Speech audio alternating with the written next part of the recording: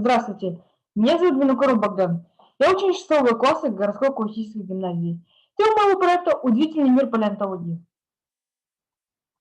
Почему выбрал именно эту тему для своего проекта? Дело в том, что в детстве я увлекался динозаврами, читал про них книги, коллекционировал фигурки динозавров, и со временем это все переросло в палеонтологию. Актуальность. Я хочу показать всем, что палеонтологические находки можно найти, не отходя далеко от дома.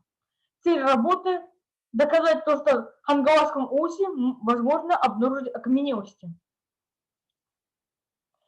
Я увлекся окаменелостью, а именно морскими древними жителями, которые обитали на дне древнего моря. Это были трилобиты, древние членистоногие, аммониты и трилобиты. Трилобитов я хотел найти, потому что они очень хорошо, от них остается отпечаток, а также я хотел найти аммонитов, потому что от них остается красивая ракушка, либо красивый отпечаток.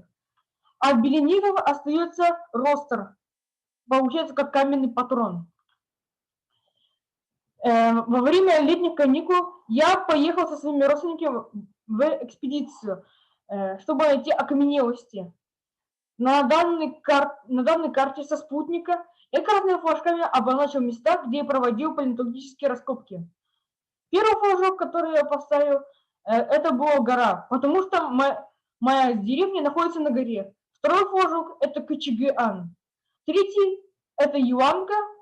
И последний – на острове. Мы там пытались тоже найти. Дальше. Итак, после того, как мы обнаружили и отсортировали все находки, мы появилось 4 образца. На первых образцах видны тоненькие отпечатки, похожие на растения или на водоросли. На третьем рисунке виден ствол какого-то растения. На четвертом вкрапление кварца. И вот, когда я приехал домой, я отправил на экспертизу 2 независимых геолого-минералогических наук. Это Колосов Петр Николаевич и Филипп Виталий Егорович. Они мне подсказали то, что первые 2 находки это были древние черви-илоеды. Я раньше думал, что есть только трилобиты и аммониты. Оказалось, что есть илоеды. Это вот такие вот древние черви, беспозвоночные. Также я хочу вам показать поиск своих окаменелостей. Сейчас. В этом видео я рассказываю про свои находки, а также показываю, как их находить.